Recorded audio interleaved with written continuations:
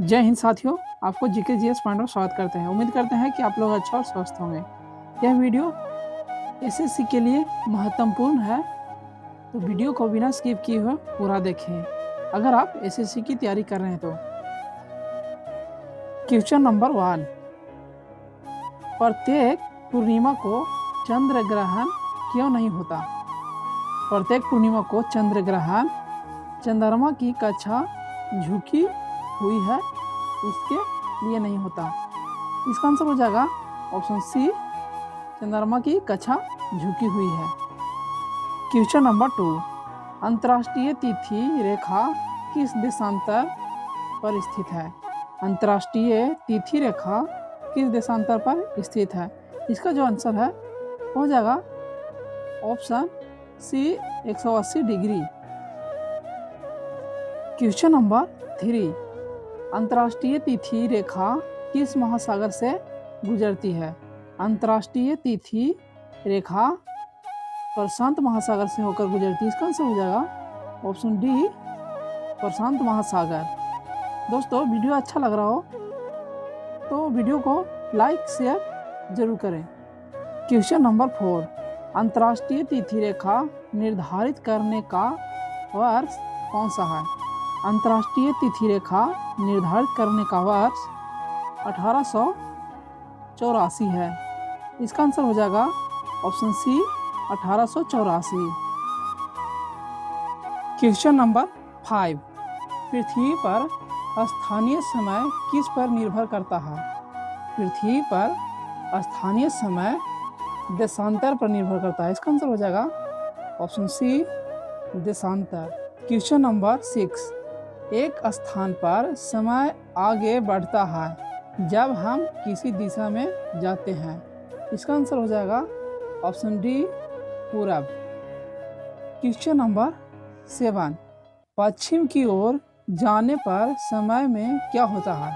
पश्चिम की ओर जाने पर समय में घटता है। इसका आंसर हो जाएगा ऑप्शन बी, घटता है। क्वेश्चन नंबर 8, विषुवत रेखा का अक्षांश कितना है? विषुवत रेखा का अक्षांश 0 डिग्री है। इसका आंसर हो जाएगा option A, 0 degree. Question number 9, कर्क व मकर रेखा के बीच सूर्य की किरणें कैसी पड़ती है? कर्क व मकर रेखा के बीच सूर्य की किरणें लंबवत पड़ती है। इसका आंसर हो जाएगा ऑप्शन सी, लंबवत। क्वेश्चन नंबर 10, दिन रात की अवधि में अंतर का मुख्य कारण क्या है? दिन रात की अवधि में अंतर का मुख्य कारण पृथ्वी का झुकाव है। इसका आंसर हो जाएगा ऑप्शन सी, पृथ्वी का झुकाव। क्वेश्चन नंबर 11, अंतर्राष्ट्रीय तिथि रेखा मुख्य रूप से किस महासागर से होकर गुजरती है? अंतर्राष्ट्रीय तिथि रेखा मुख्य रूप से प्रशांत महासागर से होकर गुजरती है। इसका आंसर हो जाएगा ऑप्शन सी, प्रशांत महासागर। क्वेश्चन नंबर 12, अंतर्राष्ट्रीय तिथि रेखा लगभग किस देश के पास से गुजरती है? अंतर्राष्ट्रीय तिथि रेखा फिजी देश के पास से होकर गुजरती है। इसका आंसर हो जाएगा option B, Fiji. Question number 13, तिथि रेखा को पश्चिम दिशा में पार करने पर क्या होता है? तिथि रेखा को पश्चिम दिशा में पार करने पर एक दिन घट जाता है। इसका आंसर हो जाएगा ऑप्शन बी, एक दिन घट जाता है। क्वेश्चन नंबर 14, तिथि रेखा को पूर्व दिशा में पार करने पर क्या होता है? तिथि रेखा को पूर्व दिशा में पार करने पर एक दिन का लाभ होता है। इसका आंसर हो जाएगा ऑप्शन बी, एक दिन का लाभ। क्वेश्चन नंबर 15, विश्व को कुल कितने समय क्षेत्रों में बांटा गया है? विश्व को कुल 24 क्षेत्रों में बांटा गया है। इसका आंसर हो जाएगा ऑप्शन सी, 24। क्वेश्चन नंबर 16, एक समय क्षेत्र कितने अंश देशांतर का होता है? एक समय क्षेत्र 15 डिग्री अंश देशांतर का होता है। इसका आंसर हो जाएगा option C 15 degree. Question number 17, Greenwich mean time GMT किस देश में स्थित है? Greenwich mean time GMT England में स्थित है। इसका आंसर हो जाएगा option C England. Question number 18, Greenwich mean time किस देशांतर पर आधारित है? ग्रीनविच मीन टाइम 0 डिग्री देशांतर पर स्थित है। इसका आंसर हो जाएगा option D 0 degree. Question number 19, Bharat का मानक समय किस देशांतर पर आधारित है? भारत का मानक समय 82/1/2 डिग्री पूरब देशांतर पर आधारित है। इसका आंसर हो जाएगा ऑप्शन सी 82/1/2 डिग्री पूर्व। क्वेश्चन नंबर 20, भारत का मानक समय GMT से कितना आगे है?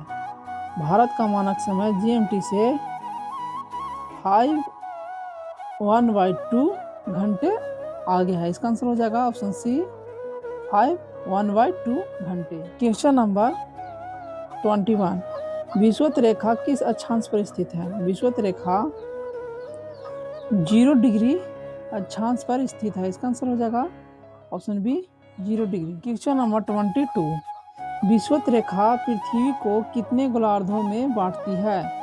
विषुवत रेखा पृथ्वी को 2 गोलार्धों में बांटती है। इसका आंसर हो जाएगा ऑप्शन बी 2। क्वेश्चन नंबर 23, उष्ण कटिबंध किन अक्षांशों के बीच स्थित है? उष्ण कटिबंध 30 डिग्री उत्तर -30 डिग्री दक्षिण अक्षांशों के बीच स्थित है। इसका आंसर हो जाएगा ऑप्शन सी 30 डिग्री उत्तर -30 डिग्री दक्षिण। क्वेश्चन नंबर 24, शीतोष्ण कटिबंध किन अक्षांशों के बीच पाया जाता है? शीतोष्ण कटिबंध 45 डिग्री -66 डिग्री अक्षांशों के बीच पाया जाता है। इसका आंसर हो जाएगा option C 45 degree -66 degree. Question number 25, ध्रुवीय कटिबंध किन अक्षांशों के बीच स्थित होता है? ध्रुवीय कटिबंध 66 डिग्री -90 डिग्री अक्षांशों के बीच स्थित होता है। इसका आंसर हो जाएगा ऑप्शन सी 66 डिग्री -90 डिग्री अक्षांशों के बीच। क्वेश्चन नंबर 26, उष्ण कटिबंध में सूर्य की किरणें कैसी पड़ती है?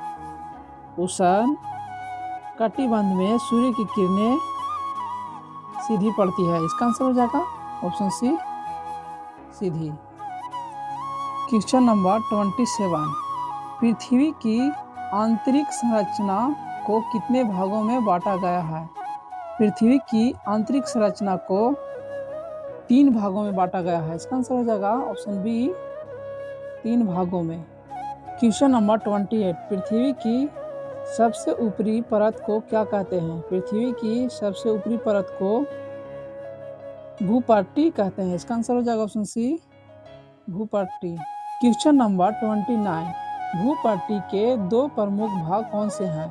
भूपट्टी के 2 प्रमुख भाग सियाल व सीमा है। इसका आंसर हो जाएगा ऑप्शन बी सियाल व सीमा।